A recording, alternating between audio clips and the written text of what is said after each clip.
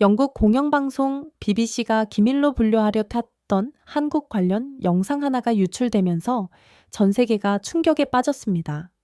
15년 경력을 자랑하던 베테랑 PD 줄리아 먼로는 자신이 맡은 프로젝트가 아시아 메가시티의 미래를 조명하는 것이었기에 당초 취재 대상은 도쿄, 베이징, 싱가포르와 같은 주요 도시들이었으며 한국이라는 나라는 그저 비행기를 갈아타는 경유지에 불과하다고 여겼습니다. 줄리아는 태풍으로 인해 비행 일정이 취소되면서 48시간 동안 서울에 발이 묶이는 최악의 상황을 맞이하게 되었습니다.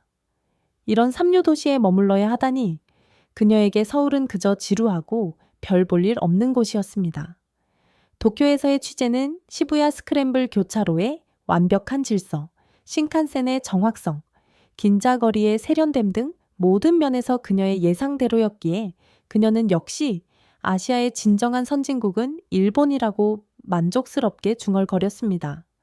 인천공항에 도착했을 때도 별다른 감흥 없이 어차피 일본 공항을 모방한 것이겠지라고 생각하던 찰나 태풍 링링으로 인해 모든 국제선 운항이 48시간 전면 중단된다는 청천벽력 같은 공지가 나왔습니다.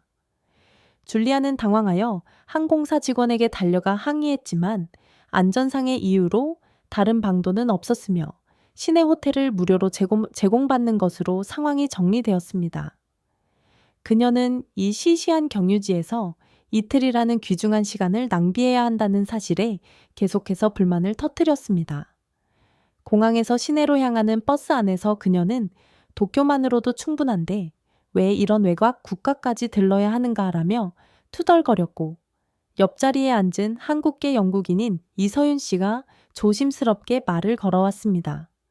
서윤 씨는 자신을 소개하며 줄리아 PD를 알아보았고 혹시 도움이 필요하다면 돕고 싶다고 제안했으나 줄리아는 괜찮아요. 어차피 호텔에만 있을 테니까 라며 차갑게 거절했습니다. 서윤 씨는 머쓱한 표정을 지었지만 더 이상 말을 걸지 않았습니다. 호텔에 도착해서도 줄리아는 짜증이 가시지 않았습니다. 이런 이류 도시에서 이틀이나 썩어야 하다니. 그녀는 자신의 이러한 편견이 얼마나 어리석었는지를 곧 깨닫게 되겠지만 당시 그녀는 지독히 오만했습니다.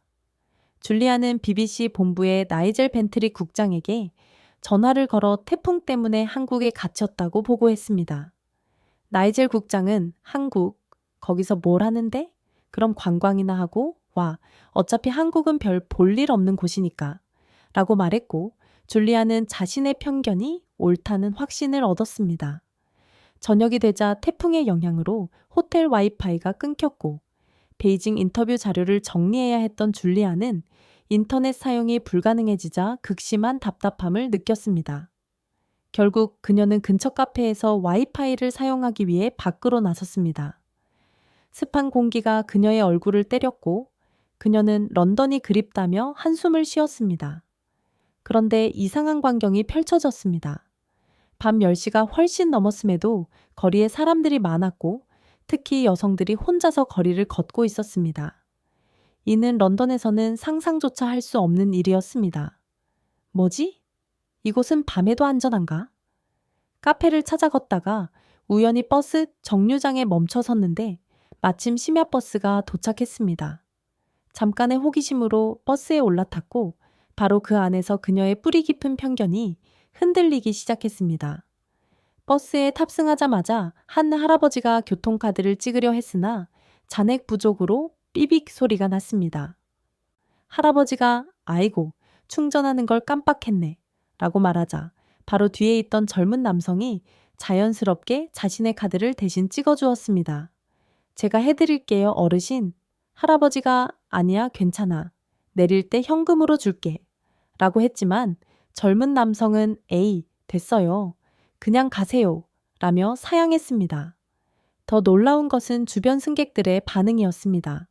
아무도 이 상황을 특별하게 여기지 않았으며 이는 런던이었다면 모두가 쳐다봤을 상황과는 대조적이었습니다. 버스가 출발하자 또 다른 장면이 이어졌습니다. 임산부가 탑승하자 3명의 승객이 동시에 일어나 자리를 양보하려 했습니다. 여기 앉으세요. 아니에요.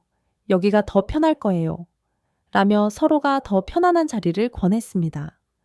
임산부는 미소 지으며 가장 가까운 자리에 앉았고 양보하려던 사람들도 모두 함께 미소 지었습니다. 줄리아가 앉은 맞은편에는 시각장애인 청년이 있었는데 내릴 정류장이 가까워지자 옆자리의 승객이 그의 어깨를 살짝 두드렸습니다. 다음 정거장이에요. 감사합니다. 두 사람이 서로 아는 사이인가 싶어 자세히 봤지만 전혀 모르는 사이였습니다.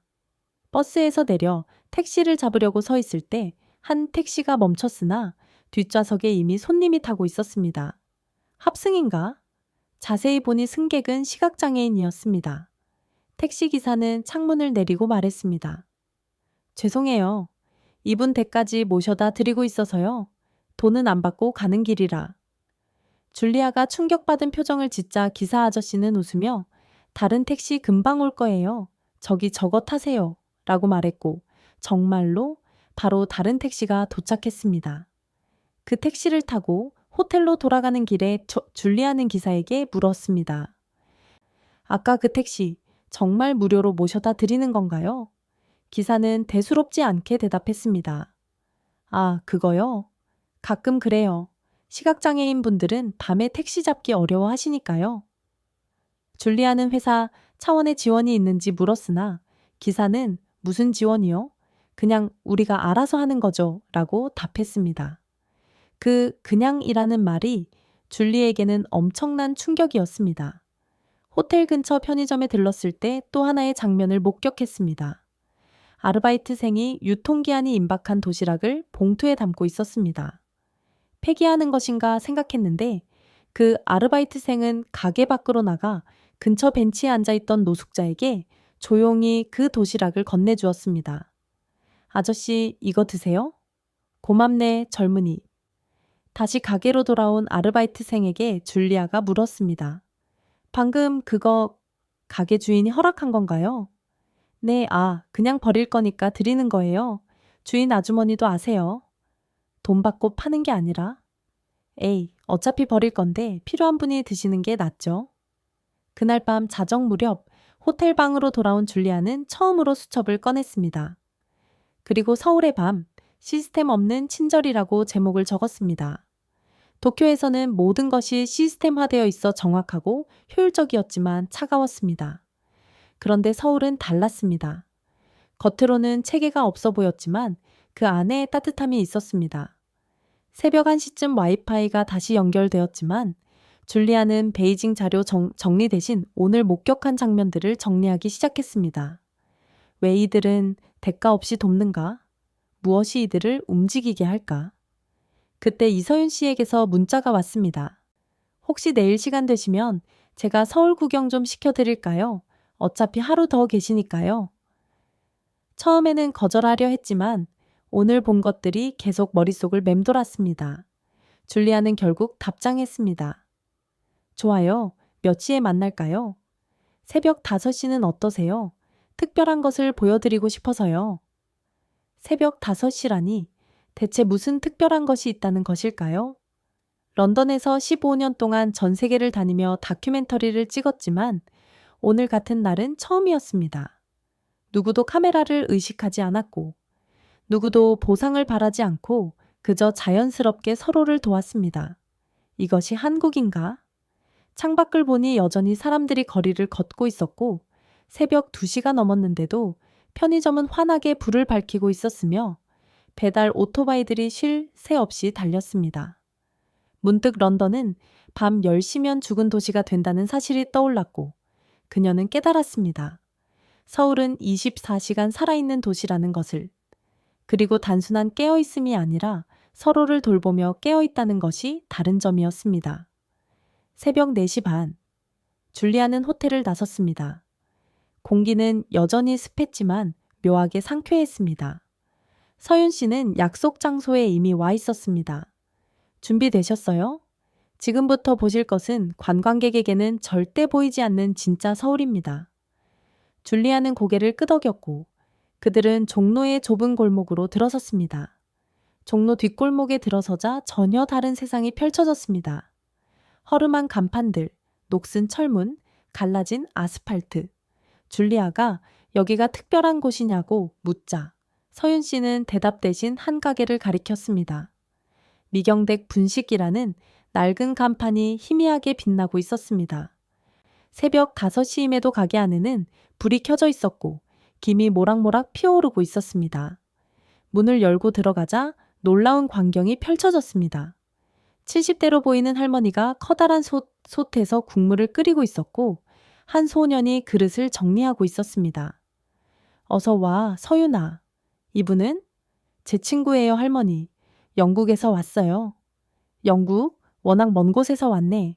앉아, 앉아. 국물 한 그릇 줄게. 미경댁 할머니는 줄리에게 김이 피어나는 어묵 국물을 건네주셨습니다. 그때 소년 준우가 조심스럽게 젓가락을 건넸습니다. 소년의 한국어는 약간 어색했습니다. 서윤 씨가 조용히 설명했습니다. 혹시 준우는 북한에서 온 아이예요. 3년 전에 혼자 왔대요. 준우는 밝게 웃으며 말했습니다. 괜찮아요. 할머니가 계시잖아요. 미경댁 할머니와 준우는 혈연 관계가 전혀 없었지만 진짜 가족 같았습니다. 그때 가게 문이 열리고 새벽 배달을 마친 라이더들이 하나둘 들어왔습니다. 할머니, 오늘도 왔어요. 그래, 힘들었지. 어서 앉아. 놀랍게도 할머니는 그들에게 돈을 받지 않았습니다. 새벽에 일하는 사람들은 공짜야. 너희들이 있어야 이 도시가 돌아가니까. 한 라이더가 미안한 듯 말했습니다. 그래도 이렇게 매일 공짜로 먹으면 할머니는 호통치듯 말했습니다. 무슨 소리야? 너희가 새벽에 비 맞아가며 배달하는 거 내가 다 아는데 이거라도 먹고 힘내야지. 준우가 자랑스럽게 줄리에게 말했습니다. 우리 할머니 최고죠. 새벽마다 50명은 먹여 살려요. 할머니는 웃으며 준우의 머리를 쓰다듬었습니다. 줄리아는 서윤 씨에게 속삭였습니다. 이게 매일 있는 일이에요? 네, 365일 한 번도 빠짐없이요. 그때 또 다른 손님인 환경 미화원들이 들어왔습니다. 미경댁, 오늘도 일찍 나왔네? 너희들이 더 일찍 일어났잖아. 어서 와서 먹어. 그들 역시 돈을 내지 않았습니다. 한 미화원 아저씨가 대신 쓰레기 봉투를 꺼냈습니다. 할머니, 이거 가져왔어요. 가게 쓰레기 있다가 제가 가져갈게요. 아이고, 맨날 고맙진 뭐야. 이들 사이에는 돈이 오가지 않았지만 뭔가 훨씬 더 가치 있는 것이 오갔습니다.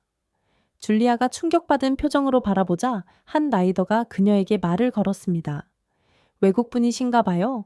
여기가 서울의 진짜 모습이에요. 진짜 모습이요? 겉으로 보면 화려한 강남, 멋진 한강 다리가 서울 같지만 사실 이런 골목이 진짜예요. 서로 돕고 사는 곳. 준우가 끼어들었습니다. 저 여기 온 지 3년인데요. 북한보다 여기가 더 따뜻해요. 거기선 무조건 단기시키는 대로 해야 했는데 여기선 사람들이 알아서 서로 도와요. 미경댁 할머니는 줄리에게 김치를 더 담아주며 말했습니다. 이 아이가 처음 왔을 때 뼈만 앙상했어. 며칠을 굶었는지. 그때부터 내가 밥 먹였지. 이제는 내 손자나 마찬가지야. 할머니는 새벽에 왜 이렇게 봉사를 하시냐는 질문에 답했습니다. 40년 전에 내가 어려웠을 때 누군가 나를 도와줬어. 이제 내가 돌려주는 거야. 그게 한국 사람의 정서 아니겠어? 그때 준우가 갑자기 핸드폰을 꺼내더니 영어로 된 화면을 보여줬습니다. 이거 보세요. 제가 만든 앱이에요. 화면에는 새벽 천사들이라는 앱이 있었습니다. 새벽에 일하는 사람들이 무료로 밥을 먹을 수 있는 곳을 알려주는 지도 앱이었습니다. 미경댁 할머니처럼 새벽에 무료로 밥을 주는 가게가 서울에만 200개가 넘는다는 설명에 줄리아는 믿을 수가 없었습니다.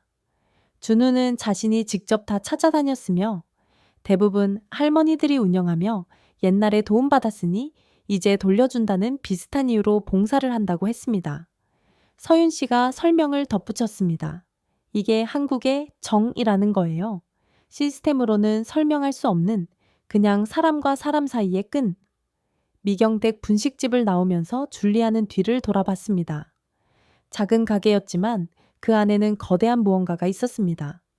서윤 씨는 이제 한강 다리로 가자고 했고 또 다른 새벽 천사들을 만나러 간다고 했습니다.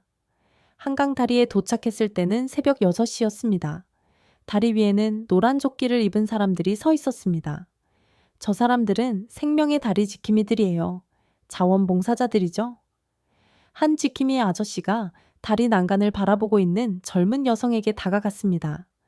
춥죠? 따뜻한 커피 한잔 하실래요? 여성은 놀란 표정으로 돌아봤습니다. 저 그냥 구경하는 거예요. 알아요. 그래도 새벽 공기가 차니까. 이거 드세요. 아저씨는 보온병에서 커피를 따라 건넸고 여성의 눈에 눈물이 고였습니다. 감사합니다. 정말 감사합니다. 힘든 일 있으면 언제든 이야기해요. 우리는 매일 여기 있으니까. 그 모습을 보면서 줄리아는 깨달았습니다. 이들은 단순히 다리를 지키는 것이 아니라 생명을 지키고 있었던 것입니다. 서윤 씨는 작년에만 이 자원봉사자들이 구한 생명이 300명이 넘으며 돈 한 푼 받지 않고 일한다고 조용히 말했습니다. 왜? 왜 그렇게까지요? 줄리아의 질문에 서윤 씨는 답했습니다. 한국 사람들은 우리라는 말을 자주 써요. 나의 아픔이 우리의 아픔이고 나의 기쁨이 우리의 기쁨이 되는 거죠. 태양이 떠오르기 시작했고 한강이 황금빛으로 물들었습니다. 이제 진짜 서울을 보신 거예요. 화려한 건물이나 첨단 기술이 아니라 새벽에도 서로를 지키는 사람들. 이게 진짜 서울이에요. 서윤 씨가 말했습니다. 줄리아는 그때 결심했습니다. 이것을 세상에 알려야겠다고. BBC가 원하는 아시아 메가시티가 아니라 진짜 사람 사는 도시의 이야기를 전해야겠다고. 호텔로 돌아온 그녀는 즉시 카메라를 꺼내 오늘 본 것들을 다시 촬영하고 싶다고 서윤 씨에게 요청했습니다. 서윤 씨는 놀랐지만 줄리아의 진심을 보고 다시 미경댁으로 향했습니다. 할머니는 흔쾌히 촬영을 허락해 주셨습니다. 뭐 대단한 걸 찍는다고 그래? 그냥 밥 먹이는 거지? 준우는 카메라를 보자 신이 나서 저도 나와요. 와, 유명해지는 거예요? 라고 물었으나 줄리아는 아니야, 이건 그냥 기록용이야 라고 답했습니다. 하지만 카메라를 들이대자 놀라운 일들이 계속되었습니다. 한 라이더가 할머니께 봉투를 건넸습니다. 할머니, 이거 뭐야? 이게? 어제 첫 월급 받았어요. 할머니 덕분에 버틴 거니까요. 아이고, 이런 걸 왜 줘? 가져가? 한 달에 한 번은 제가 재료값 내게 해주세요. 그들의 실랑이를 찍으면서 줄리아는 눈물이 날 뻔했습니다. 오후가 되자 서윤 씨는 평범한 아파트 단지로 줄리아를 안내했습니다. 그곳 경비실 앞에는 무료 나눔이라는 팻말이 붙은 작은 냉장고가 있었습니다. 경비 아저씨는 주민들이 알아서 먹을 것, 생필품, 가끔은 돈까지 넣어두고 간다고 설명했습니다. 누가 가져가는지 확인하나요? 왜 확인해요? 필요한 사람이 가져가는 거죠. 그때 한 할머니가 김치 한 통을 넣으며 말했습니다. 우리 집 김치 너무 많이 담갔어? 누구든 가져가라고 해. 이런 장면들을 찍으면서 줄리아의 메모리 카드는 가득 찼습니다.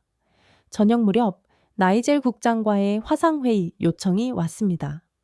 화면에 나타난 나이젤의 표정은 심상치 않았습니다. 줄리아, 베이징 일정은 취소됐어. 대신 바로 런던으로 돌아와. 그는 이미 상하이 팀이 충분한 자료를 확보했으며 줄리아는 도쿄 자료만 정리하면 된다고 했습니다. 줄리아는 반발하며 한국에서 놀라운 것을 발견했다고 주장하며 오늘 찍은 영상 일부를 공유했습니다. 나이젤의 표정은 일그러졌습니다. 이게 뭐야? 구부정한 할머니와 가난한 배달부들? 엘리너, 우리가 원하는 건 첨단 기술과 미래 도시야. 이런 감상적인 빈곤 포르노가 아니라고. 줄리아는 빈곤 포르노라니요? 이건 진짜 사람들의 이야기예요. 라고 맞섰습니다. 나이젤은 한국은 우리 프로젝트 대상이 아니야. 당장 그만두고 돌아와. 한국은 이류국가야. 케이팝이나 만들어내는 곳이지. 우리가 배울 게 없어. 라고 단언했습니다. 순간 줄리아는 분노가 치밀어 올랐습니다. 당신이 틀렸어요. 한국은 나이젤은 그녀의 말을 끊고 협박했습니다. 줄리아 먼로, 15년 경력을 날리고 싶어 당장 촬영 중단하고 내일 첫 비행기로 돌아와. 화상회의가 끊기고 줄리아는 멍하니 화면을 바라봤습니다. 15년 동안 쌓아온 커리어와 BBC라는 간판, 그리고 오늘 본 미경댁 할머니와 준우의 미소.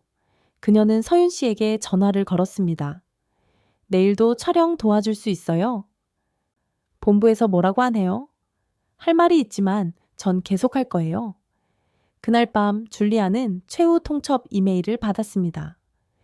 24시간, 내 복귀하지 않으면 프로젝트에서 제외된다는 나이젤의 서명이 있었습니다. 창밖을 보니 서울의 불빛들은 여전히 반짝였고 새벽 배달 오토바이들이 달리고 있었으며 어딘가에서는 미경댁 할머니 같은 분들이 국물을 끓이고 있을 터였습니다. 이것을 포기할 순 없어. 다음 날 아침 줄리아는 서윤 씨를 다시 만났을 때 결심을 굳혔습니다. 48시간 동안 최대한 많이 찍어요. 뭐든 다요. 서윤 씨가 정말 괜찮으세요? 라고 묻자 줄리아는 일자리보다 중요한 게 있다는 걸 어제 배웠어요. 라고 답했습니다. 그들의 두 번째 촬영이 시작되었고 이번에는 재래시장으로 향했습니다. 재래시장은 또 다른 충격이었습니다. 한 어르신이 사과 한 봉지를 사려는데 주인 아주머니가 귤을 한 움큼 더 넣어주는 것이었습니다. 에이, 맨날 오시는데 이것도 가져가세요. 옆 가게 생선 장수 아저씨도 질세라 뭔가를 보태주셨습니다. 여기 멸치 한 봉지도 가져가. 칼슘 보충해야지. 어르신은 결국 산 것보다 받은 게 더 많은 채로 돌아가셨습니다. 서윤 씨는 이것이 한국의 정이며 계산된 마케팅이 아니라 진짜 마음이라고 설명했습니다. 바로 그 순간 줄리아의 핸드폰이 미친 듯이 울렸습니다. 나이젤이었습니다. 줄리아? 지금 뭐 하는 거야? 공항에 없다고 연락 왔어. 줄리아는 전 아직 48시간이 남았어요. 라고 답했고 나이젤은 당장 그만두지 않으면 넌 끝이야. 라고 경고했습니다. 그럼 끝내세요. 줄리아가 그렇게 말하자 잠시 정적이 흘렀습니다. 뭐라고? 너 정신 나갔어? 아니요. 오히려 정신을 차렸어요. 전 이 이야기를 끝까지 찍을 거예요. 그럼 너는 해고야. BBC에서 나가. 알겠습니다. 전화를 끊고 나자 줄리아의 손이 떨렸습니다. 15년 경력이 한순간에 사라진 것입니다. 서윤 씨가 걱정스럽게 물었지만 줄리아는 안 괜찮아요. 하지만 이게 맞는 것 같아요. 라며 촬영을 계속했습니다. 지하철역에서는 임산부 배려석뿐만 아니라 주변 사람들이 모두 일어나는 광경을 목격했습니다. 한 승객이 대답했습니다. 임산부가 서 있으면 불편하잖아요. 당연한 거 아닌가요? 당연한 거라고. 하지만 런던 지하철에서는 볼 수 없는 광경이었습니다. 오후에는 한 고등학교 앞으로 갔습니다. 학생들이 횡단보도에서 어르신들의 손을 잡고 함께 건너는 모습을 보았습니다. 학교에서 시킨 것이냐는 질문에 한 학생은 웃으며 대답했습니다. 아니요, 그냥요? 위험하잖아요. 그냥은 이틀 동안 줄리아가 가장 많이 들은 단어였습니다. 그냥 돕고, 그냥 나누고, 그냥 함께 하는 것. 저녁이 되자 준우에게서 연락이 왔습니다. 누나, 할머니가 저녁 먹으러 오래요. 미경댁에 도착하니 놀라운 광경이 펼쳐져 있었습니다. 작은 가게에 50명이 넘는 사람들이 모여 있었습니다. 오늘이 준우 생일이에요. 할머니가 환하게 웃으셨습니다. 탈북 소년의 생일을 축하하기 위해 새벽 라이더들, 미화원들, 심지어 동네 주민들까지 모인 것입니다. 준우는 눈물을 글썽이며 케이크 촛불을 불었습니다. 그때 한 라이더가 작은 상자를 꺼냈습니다. 준우야, 우리가 모아서 산 거야. 최신 스마트폰이었습니다. 형들, 이건 너무 비싼데. 야, 우리가 얼마나 많은 밥을 얻어먹었는데 이 정도는 해야지. 준우는 결국 울음을 터뜨리며 말했습니다. 저 북한에서는 가족도 못 믿었어요. 할머니는 준우를 꼭 안아주셨습니다. 울지 마. 넌 이제 우리 식구야. 그때 줄리아의 핸드폰으로 공식 해고 통지서가 도착했습니다. 현실이 확 다가왔지만 준우의 생일 파티를 보면서 그녀는 확신했습니다. 이게 진짜 이야기라고, 이게 세상이 알아야 할 이야기라고. 서윤 씨, 우리 내일까지 있는 시간 동안 최대한 찍어요. 그날 밤 줄리아는 지금까지 찍은 영상을 정리했습니다. 48시간 동안 찍은 유분께의 에피소드. 미경댁 할머니와 준우, 생명의 다리 지킴이들, 재래시장의 인심, 아파트 나눔 냉장고, 지하철의 배려, 학생들의 자발적 도움, 그리고 오늘의 생일 파티. 이것을 어떻게 편집해야 할지 고민할 때 준우에게서 메시지가 왔습니다. 누나, 제가 영상 편집 좀 할 줄 아는데 도와드릴까요? 준우는 유튜브로 독학했으며 꿈이 영화 감독이라고 했습니다. 다음날 새벽 세 사람은 호텔 로비에 모였습니다. 48시간의 서울 체류가 끝나가고 있었습니다. 오후 비행기 타기 전까지 편집이 가능할까요? 해볼게요. 준우는 놀라운 속도로 영상을 편집하기 시작했습니다. 준우의 편집 실력은 놀라웠습니다. 할머니가 국물을 젓는 손과 라이더 형이 핸들을 잡는 손을 교차 편집하자 두 손이 화면에 오버랩되면서 묘한 감동이 밀려왔습니다. 둘 다 새벽을 지키는 손이었기 때문입니다. 준우야, 넌 천재야. 북한에서는 컴퓨터를 만질 수도 없었는데 여기서는 마음대로 배울 수 있어요. 그게 자유인 것 같아요. 3시간 동안 그들은 미친 듯이 편집했습니다. 서윤 씨는 자막을 만들고 줄리아는 내레이션을 정리했으며 준우는 마법 같은 편집을 했습니다. 준우는 한강 다리 장면을 다시 보여줬습니다. 새벽 3시 반, 한 중년 남성이 다리 난간을 잡고 서 있었고 생명의 지킴이 아저씨가 천천히 다가갔습니다. 김치찌개 끓여놨는데 혼자 먹기 아까워서요. 같이 드실래요? 남자가 거절하자 지킴이는 그럼 커피라도. 제가 텀블러를 2개 가져왔거든요. 라며 커피를 건넸습니다. 그들은 30분간 아무 말 없이 커피만 마셨고 남자는 결국 입을 열었습니다. 사업이 망했어요. 가족도 떠났고 저 이제 아무것도 없어요. 지킴이는 담담하게 말했습니다. 저도 10년 전에 그랬어요. 회사 부도나고 이혼하고 죽고 싶었죠. 근데 누군가 저한테 라면 하나 끓여줬어요. 그게 전부였는데 살고 싶어지더라고요. 그래서 이러시는 거예요? 네. 제가 받은 라면 한 그릇 값을 갚는 거죠. 평생 걸려도 다 못 갚을 것 같지만 남자는 울음을 터뜨렸고 지킴이는 그저 옆에 서 있었습니다. 저 내일도 나와도 될까요? 당연하죠. 내일은 제가 김밥 싸올게요. 이 장면을 보면서 세 사람은 모두 울었습니다. 서윤 씨는 작년 한 해만 이들이 300점 27명을 구했다고 덧붙였습니다. 재래시장 장면에서는 한 할머니가 고등어 한 마리를 사려는데 생선 가게 아저씨가 할머니, 오늘 안 팔리면 버려야 해요. 그냥 가져가세요. 라고 했고 결국 1,000원, 봉투값 반만 받고 고등어 3마리를 담아주었습니다. 옆 가게 야채 장수 아주머니도 할머니, 이 무 하나 가져가세요. 고등어랑 같이 끓이면 맛있어요. 라고 거들었습니다. 준우는 이것이 한국의 정이며 북한에서는 배급 하나라도 더 받으려고 싸운다고 비교했습니다. 다음은 아파트 경비원 이야기였습니다.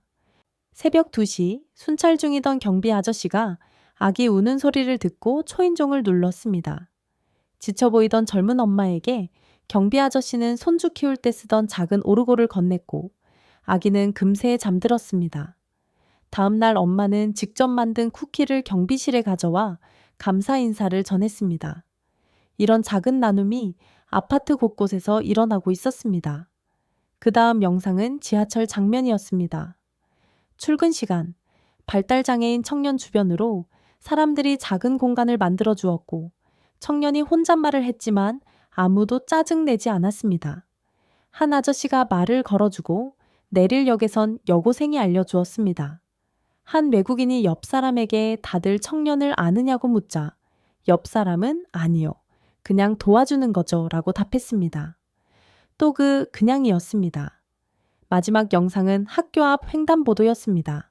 학생들이 자연스럽게 어르신들과 함께 길을 건넜고 한 학생은 할머니께 저희 할머니 생각나서요. 할머니도 누군가 도와줬으면 좋겠어요 라고 말했습니다. 더 놀라운 것은 시각장애인 학생 주변으로 다른 학생들이 자연스럽게 원을 만들어 보호막을 형성하며 걷는 모습이었습니다. 편집을 마치면서 그들은 깨달았습니다. 이 모든 장면의 공통점은 보이지 않음이라는 것이었습니다. 대단한 구호도 거창한 캠페인도 없이 일상 속에서 조용히 일어나는 도움들. 제목을 고민하던 중 준우가 제안했습니다. 서울, 보이지 않는 것들, 어때요? 보이지 않는 할머니의 사랑, 보이지 않는 라이더들의 연대, 보이지 않는 시민들의 배려, 완벽했습니다. 서윤 씨가 마지막 자막을 만들었습니다. 이 도시의 진짜 인프라는 지하철이나 도로가 아니다. 서로를 향한 마음이다. 그것이 24시간 작동한다. 편집이 거의 끝날 무렵 미경댁 할머니가 호텔로 찾아오셨습니다. 공항 가기 전에 먹으라며 김밥 도시락을 가져오셨습니다. 할머니, 영국 가서도 밥 잘 챙겨 먹어. 그리고 준우 이야기 세상에 알려줘서 고마워. 할머니는 줄리아의 손을 꼭 잡으셨습니다. 우리가 특별한 게 아니야. 그냥 사람이 사람답게 사는 거지. 근데 요즘 세상은 그게 특별한 일이 됐나 봐. 준우가 갑자기 생각난 듯 영상을 하나 더 넣자고 했습니다. 새벽 1시 편의점 장면이었습니다.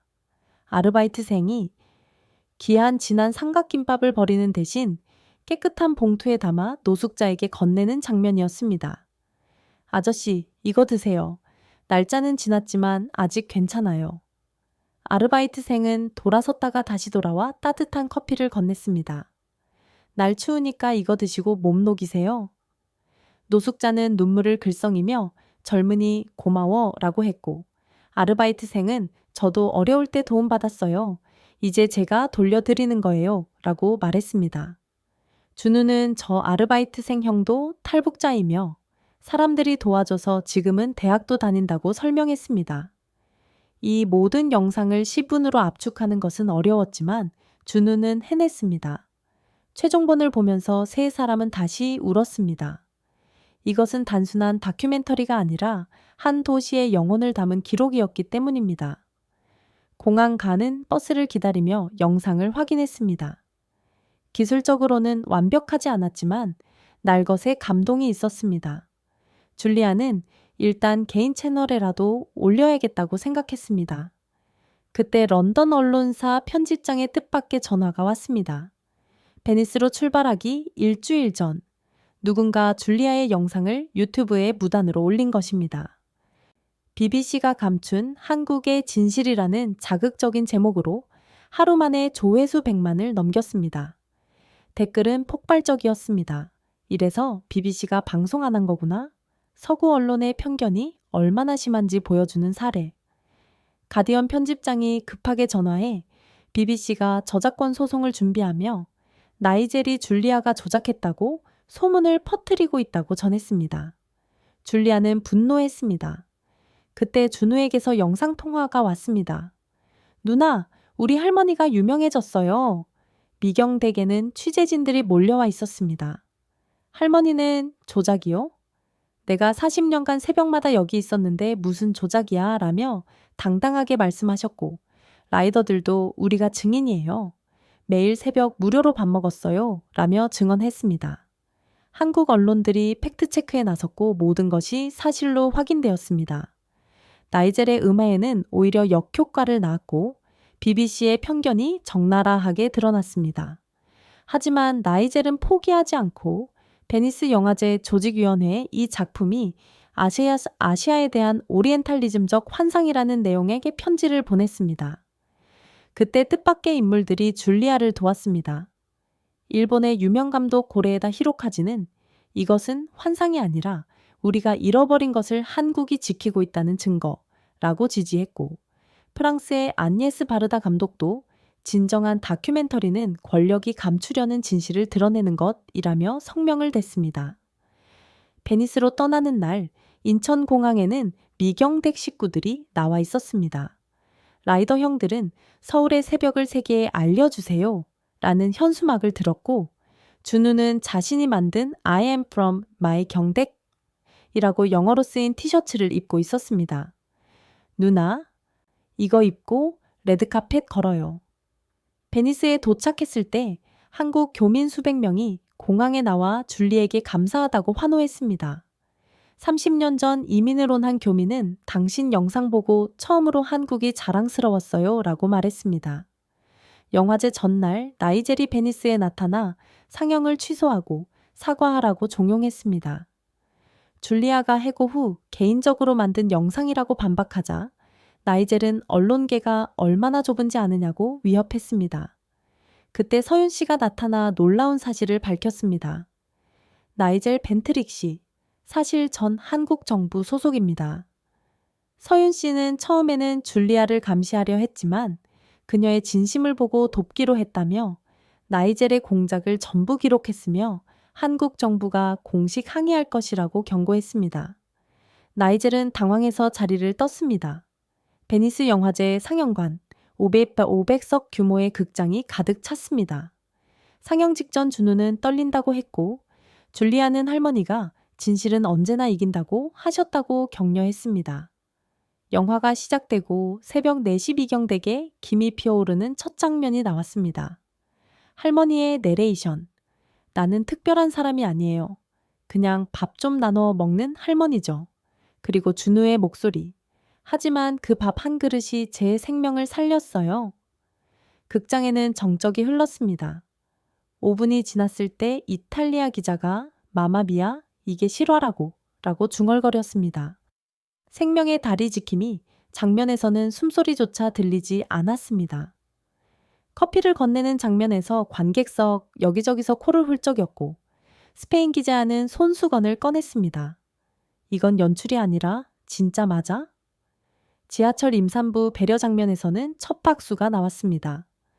임산부 한 명이 타자 주변 승객 5명이 동시에 비해 일어나는 모습에 독일 특파원이 감탄했습니다. 하지만 진짜 반응은 준우의 생일 파티 장면에서 폭발했습니다. 탈북 소년을 위해 모인 새벽 라이더들, 그들이 함께 부른 생일 축하 노래.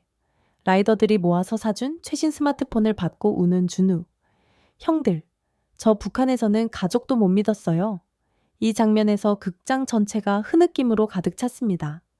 벨기에 기자는 대놓고 울고 있었습니다. 영화 중반부 나이젤이 한국은 이류국가야 라고 말하는 대사가 나오자 관객석에서 부끄러운 웃음이 터졌는데 다들 비슷한 편견을 갖고 있었기 때문이었습니다. 줄리아가 해고당하는 장면에서 그럼 해고하세요. 전 이 이야기를 끝까지 찍을 거예요. 라고 말했을 때 첫 번째 박수가 터졌습니다. 마지막 장면, 미경댁 할머니가 카메라를 보며 말씀하시는 부분. 우리가 특별한가요? 아니에요. 그냥 사람이 사람답게 사는 거예요. 어려운 사람 보면 돕고 배고픈 사람 보면 먹이고. 그게 뭐가 특별해요? 당연한 거지. 근데 이 당연한 게 특별해진 세상이 이상한 거 아닐까요? 영화가 끝났습니다. 정확히 3초간 정적 후 맨 앞줄에 앉아있던 심사위원장이 일어섰습니다. 칸 영화제 황금종려상 수상 감독인 켄 로치였습니다. 50년간 영화를 만들었지만 이렇게 순수한 휴머니즘은 처음입니다. 그의 기립에 하나둘 관객이 일어섰고 10초 만에 전체 관객이 기립했습니다. 박수는 12분 23초 동안 멈추지 않았습니다. 베니스 영화제 다큐멘터리 부문 역사상 최장 기립 박수였습니다. 준우는 누나, 사람들이 왜 이래요? 그냥 우리 일상인데? 라고 물었고 바로 그것이 핵심이었습니다. 한국인에게는 일상이 세계에는 기적이었던 것입니다. 사회자가 12분 23초의 새로운 기록을 발표했습니다. 심사위원들이 무대로 올라와 말했습니다. 솔직히 처음엔 믿기 어려웠습니다. 너무 아름다워서 연출이 아닌가 의심했죠. 하지만 조사 결과 모두 사실이었습니다. 한국 정부도 서울시도 모르게 찍은 날것의 진실이었습니다. 프랑스 심사위원이 덧붙였습니다. 파리가 사랑의 도시라고 자부했는데 서울이 진짜 사랑의 도시네요. 일본 심사위원은 도쿄는 질서의 도시지만 서울은 마음의 도시입니다. 부럽습니다. 라고 말했습니다. 그때 나이젤이 손을 들었습니다. 그는 사과하고 싶다며 극장을 술렁이게 했습니다. 제 편견이 진실을 가로막았습니다. 저는 15년간 BBC에서 일하며 서구의 우월함만 믿었습니다. 하지만 이 영화를 보고 깨달았습니다. 우리가 발전이라 믿었던 것이 사실은 퇴보였다는 것을. BBC를 대표해서 그리고 한 인간으로서 사과드립니다.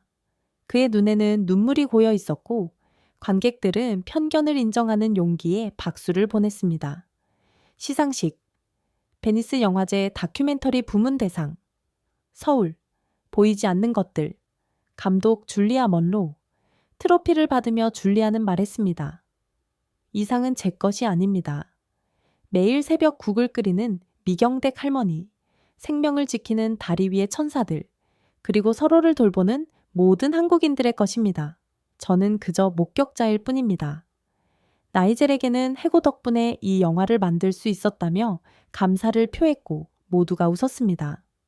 시상식 후 각국 방송사와 정부 관계자들이 몰려와 프랑스판 미경댁을 만들고 싶다. 독일 새벽 나눔 프로젝트에 자문해달라며 요청했습니다.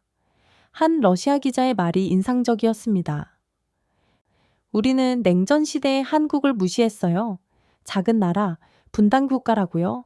하지만 한국이 우리보다 위대한 걸 지켰네요. 인간성을. 베니스 수상 일주일 후 전 세계에서 연락이 쏟아졌습니다. 런던 시장은 시스템으로 만들면 안 되니 자발적으로 시작할 수 있는 방법을 조언해달라고 요청했고, 줄리아는 만들지 마세요. 그냥 한 명이 시작하면 돼요. 라고 조언했습니다. 파리, 베를린, 암스테르담 등 유럽 전역에서 새벽 나눔 열풍이 불었습니다. 가장 놀라운 일은 뉴욕에서 일어났습니다. 브루클린의 한 한국계 미국인 할머니가 미경댁을 보고 브루클린 미경댁이라는 가게를 시작했습니다. 일본에서는 도쿄의 한 라멘 가게 주인이 매일 새벽 댓글은 무료 제공한다고 선언하며 받는 사람도 주는 사람도 모두 행복해했다고 전해졌습니다. 영국에서는 BBC가 공식 사과문을 발표하며 줄리아의 복직을 제안했지만 그녀는 거절했습니다. 대신 BBC는 첨단 기술 대신 사람 이야기를 다루는 휴먼 다큐멘터리 부서를 새로 만들었습니다. 준우에게도 좋은 기회가 왔습니다. 베니스에서 그의 편집 실력을 본 영화 학교들이 전액 장학금을 제안했습니다. 준우는 파리 영화 학교에 갈 수 있게 되었지만 할머니 혼자 두고 가는 것을 망설였습니다. 할머니는 가야지, 배워서 우리 이야기 더 멋지게 만들어 라며 준우를 격려했고 이별하는 날 새벽 라이더 형들이 모금한 용돈을 전달했습니다. 준우는 파리에서 꼭 성공해서 미경댁 이야기를 영화로 만들겠다고 다짐했습니다. 준우가 떠난 후 줄리아는 새 프로젝트 세계에 보이지 않는 영웅들을 시작했습니다. 하지만 그녀는 늘 한국 미경댁 할머니가 계신 곳으로 돌아왔습니다. 미경댁은 세계적인 명소가 되었지만 할머니는 변하지 않았습니다. 다 똑같은 사람이야. 배고프면 먹여야지. 그러던 어느 날 미경댁이 유네스코 무형 문화유산 후보에 올랐다는 소식이 들렸습니다. 장소가 아니라 정신이 문화유산이 될 수 있다는 것입니다. 심사 결과 발표 날 인류무형 문화유산 제1호 나눔 정신 대한민국 미경댁이 발표되었고 환호성이 터졌습니다. 할머니는 담담하게 이제 더 열심히 밥해야겠네 라고 말씀하셨습니다. 준우는 파리에서 영상통화를 걸어왔고 심지어 프랑스 대통령이 준우 옆에 나타나 할머니에게 프랑스에 와서 가르쳐 달라고 요청했습니다. 할머니는 깜짝 놀라 아니 대통령이 가르칠 게 뭐 있어요? 그냥 밥 먹이면 되는데 라고 말했습니다. 유네스코 등재 6개월 후 줄리아는 정착하기 위해 서울에 돌아왔고 서울시 명예시민 환영식에 참석했습니다. 하지만 그녀는 바로 미경댁으로 갔습니다. 할머니, 저 이제 여기 살 거예요. 미경댁은 더 유명해졌지만 여전히 새벽 5시면 김이 모락모락 피어올랐고 라이더들이 모여들었고 따뜻한 국물이 나눠졌습니다. 외국인 방문객이 늘었지만 할머니는 모두를 손님이 아닌 식구로 대했습니다. 그러던 어느 날 준우가 깜짝 귀국했습니다. 그는 졸업작품으로 미경댁 새벽의 천사들이라는 45분짜리 극영화를 만들어 왔습니다. 할머니는 왜 우리가 안 나와? 라고 물으셨지만 준우는 할머니 이게 더 의미 있어요. 어느 나라에나 미경댁이 있다는 걸 보여주는 거예요. 라고 답했습니다. 영화는 파리, 뉴욕, 나이로비, 상파울루 등 전 세계의 미경댁들을 보여주며 끝났습니다. 준우의 영화는 칸 영화제 단편 부문에 초청되었고 결국 미경댁 식구들 모두 칸에 갔습니다. 레드카펫에서 할머니는 이거 그냥 골목길 같네. 차가 많은 것만 빼면 이라고 말씀하셨고 모두가 웃었습니다. 준우의 영화는 대상을 받았습니다. 시상식에서 준우는 저는 난민이었습니다. 하지만 미경댁에서 가족을 찾았어요. 이제 전 세계 모든 난민들이 자기만의 미경댁을 찾길 바랍니다. 라고 말했고 10분간 기립박수가 이어졌습니다. 칸에서 돌아온 후 한국 정부가 전국에 1000개의 미경댁을 만든다는 프로젝트를 시작했지만 할머니는 만드는 게 아니야. 저절로 생기는 거지. 라며 고개를 저으셨습니다. 할머니의 말씀대로 정부가 만든 곳은 잘 되지 않았지만 자발적으로 생긴 곳들은 번성했습니다. 1년 후 줄리아는 자신의 책 서울 보이지 않는 것들을 출간하고 인쇄 전액을 미경댁 재단에 기부했습니다. 할머니는 변함없이 이 돈으로 모험하긴 쌀 사고 반찬 사지 라고 말씀하셨습니다. 그러던 어느 날 할머니가 과로로 쓰러지셨고 병실에는 수백 명이 몰려왔습니다. 라이더들, 미화원들, 그리고 전 세계의 미경댁 사람들이 영상 메시지를 보냈습니다. 할머니, 저희가 이어갈게요. 할머니는 일주일 만에 퇴원하셨고 퇴원 첫날부터 다시 국을 끓이셨습니다. 쉬면 뭐해? 할 일이 있는데. 준우는 할리우드에서 미경댁 이야기를 블록버스터로 만들고 싶다는 연락이 왔다고 전했습니다. 할리우드 제작자들은 미경댁을 보고 이건 영화보다 더 영화 같네요. 액션도 없고 로맨스도 없는데 왜 감동적이죠? 라고 말했습니다. 할머니는 대답하셨습니다. 사람 사는 이야기가 제일 재미있는 법이야. 2년이 더 지난 지금 줄리아는 서울과 런던을 오가며 살고 있습니다. 미경댁은 83세가 되셨지만 여전히 새벽 5시에 국을 끓이십니다.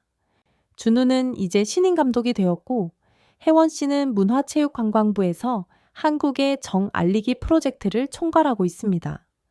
나이젤은 은퇴 후 자서전을 쓰고 인쇄 전액을 미경댁에 기부했습니다.